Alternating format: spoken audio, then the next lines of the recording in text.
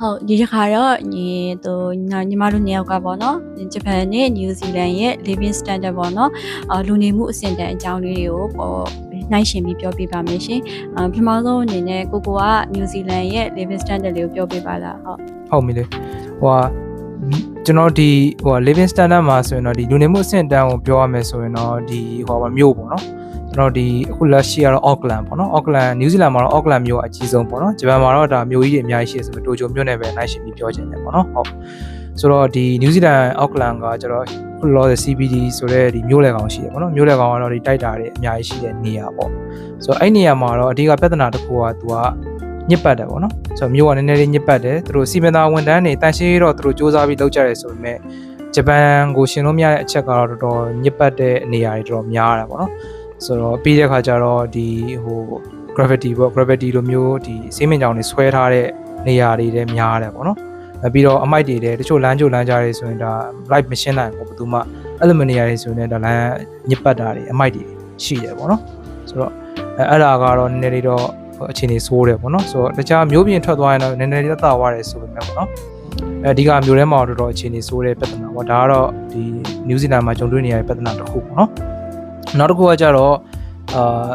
ဒီမှာပေါ့နော်နည်းနည်းလေးဘယ်လိုပြောရမလဲဒီလူဆိုးတွေပေါ့နော်လူဆိုးတွေလို့ပြောအောင်ပေါ့နော်နည်းနည်းအဲ့လိုမျိုးရှိတယ်ပေါ့နော်ပြောရင်အမျိုးသူကဂျပန်ဒီနယူးဇီလန်ပဲအဓိကပြောပြမှာနော်နယူးဇီလန်ကတော့အဲ့လိုမျိုးနဲ့ဒီ crime rate ပေါ့နော်ဒီ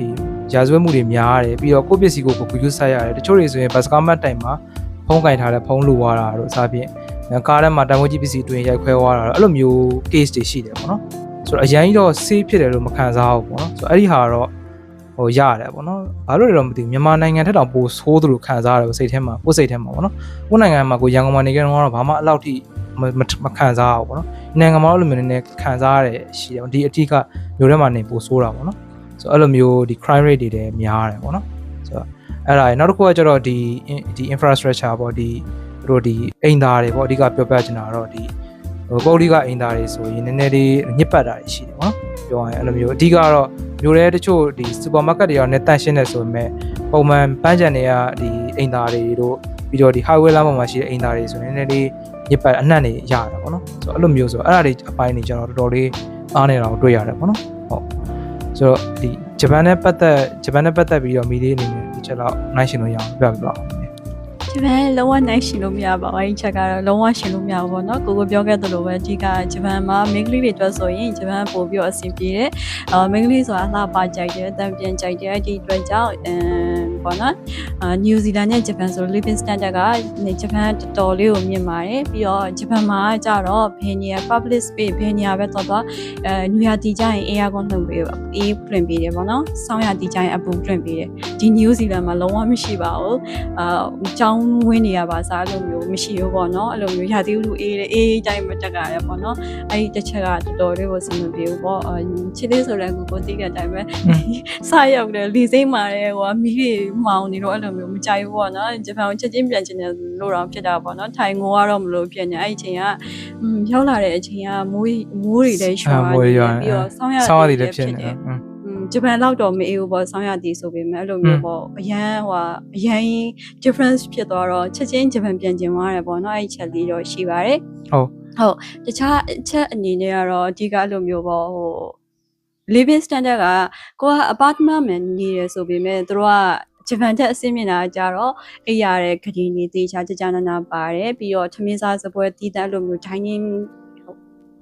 dining table လေးတွေပေါ့နော်တေချာလေးရှိရဲအဲ့လိုမျိုးကြတော့အဲ့နေရာလေးကြတော့အပြင်မနေကြင်တော့မလာဘူးပေါ့နော်အတွင်းကကြင်တော့လှတယ်ပေါ့အဲ့လိုမျိုးလေးဖြစ်တယ်ပေါ့နော်ဟုတ်အဲ့ရောမိန်းကလေးတွေအနေနဲ့ဆိုလို့ချင်းဂျပန်ကအိမ်သားတွေဆိုလို့ချင်းနေရာထဲမှာမှန်ရှိရဲတက်ပြန်ရှိရဲမှန်ကြည့်လို့ရတယ်ပေါ့ဒီနိုင်ငံမှာကျတော့အဲ့လိုမျိုးမှန်နေမရှိဘူးပေါ့အဲ့တော့အိမ်သားသွားချင်းမှန်မရှိပြီးတော့အရင်လည်းညစ်ပတ်တယ်ပေါ့အဲ့တော့တုံးတိုင်အောင်မသွားပြပါဘူးအဲ့လိုမျိုးလေးရှိရဲပြီးတော့ကိုပြောသလိုပဲပေါ့နော်ဒီ Auckland မှာဆိုရင်မျိုးထဲမှာဆိုလို့ချင်းအဲ့လိုမျိုးနီးလက်ပတ်ကြီးစီးကြောင်မျိုးစစရောက်ကစားဆိုအော်နေရအောင်ရှိရဲဟုတ်တယ်ပေါ့အဲ့လိုမျိုးနော်နည်းနည်းလေးအဲ့လိုမျိုးဆေးဒီမှာဆေးတောင်းကြလားဘာလားတော့မသိဘူးတချို့လူတွေအဲ့လိုမျိုးနည်းကြောင်ပြီးတော့အဲ့လိုမျိုးဒေါသတွေကိုပေါက်ကွဲထွက်တဲ့ပုံစံမျိုးအဲ့လိုအော်ဟစ်နေတဲ့လူတွေရှိရပါတော့အဲ့လိုမျိုးဂျပန်မှာကျတော့တော်တော်ရှားတယ်ပေါ့နော် မကြုံဂျပန်မကြုံတွေ့ရရဒီမျိုးဒီနိုင်ငံမှာကြုံတွေ့ရတယ်ကိုမြန်မာနိုင်ငံမှာအဲ့လောက်ထိမရှိဘူးပေါ့နော်ဒီနိုင်ငံမှာအဲ့လိုမျိုးဒီရှိတယ်ဆိုတော့စိတ်ထဲမှာတော့တိတ်လုံးညွန်နေလို့တော့မခံစားဘူးပေါ့နော်ဆိုတော့အဲ့ဒီအချက်တွေတော့တော့ဆိုးတယ်ပေါ့နော်ဒီအော့ကလန်မျိုးထဲမှာပြောရရင် ဟုတ်ပါတယ်ကိုပြောသလိုပဲလို့တိတ်ပြီးတော့မလုံခြုံဘူးပေါ့နော်အထူးသဖြင့်မင်းကလေးဆိုလို့ရှိရင်အဲ့လိုညနေပိုင်းအရင်ပေါ့လို့မျိုးညီမဆိုတိတ်မဖွာပြပါဘူးအရန်ကြိုက်တဲ့နေရာဆိုတော့ Auckland CBD ထဲမှာဆိုလို့ချင်း commercial fee တစ်ခုပဲတွားပြတယ်ပေါ့နော်အဲ commercial fee တစ်ခုပဲဂျပန်ရဲ့နည်းနည်း standard လေးမိတာပေါ့နော်လိုမျိုးတွေတွားလိုက်လို့ချင်းအဆင်ပြေပါတယ်ဟုတ်အဲ့လောက်ပါပဲနည်းအရင်ပြောတာများပါတယ်ဆောင်းပါပါဟုတ်ဟုတ်ကဲ့